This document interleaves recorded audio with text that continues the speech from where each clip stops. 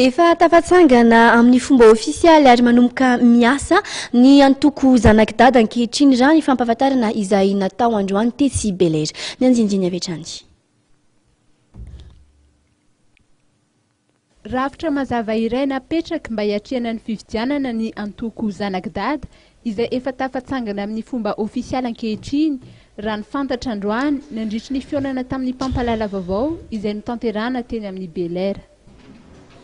Ny andro androany zany dia natokanay anolorana amin'ny fomba ofisialy, anolorana amin'ny vahoaka malagasy, anolorana amin'ny mpitondra isan'ambaratongany, ary indrindra anolorana andreo namana, mpiara-mitolona, mpiara-miasa fa nitsangana, efa mitsangana ary efa nanomboka niasa, efa nanomboka naka ny toerana zay toerany teo aloha zany ny antoko narantoko moa dia atao hoe zanakidada.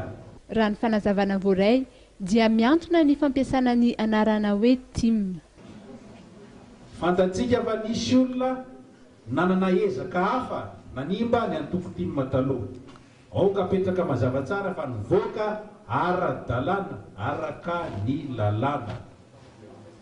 Fa efa nivoaka le atao hoe sursis à exécution.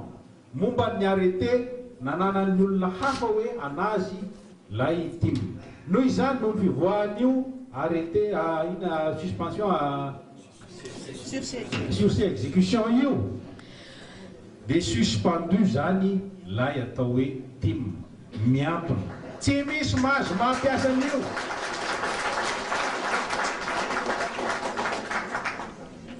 Suspendu koa zany zay titre sy grade niraisin'le olona tamin'io.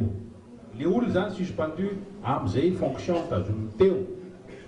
Ary farany ary tsy nikely, raha mbola misy mampiasa na mandray an'io anarana TIM io zany na mampiasan'izany aiza na aiza zany na mampiasapiasan'izany amin'ny tahan'olona, voalohany aloha dia mpisoloky izy, ary faharoa mpandika lalàna izy.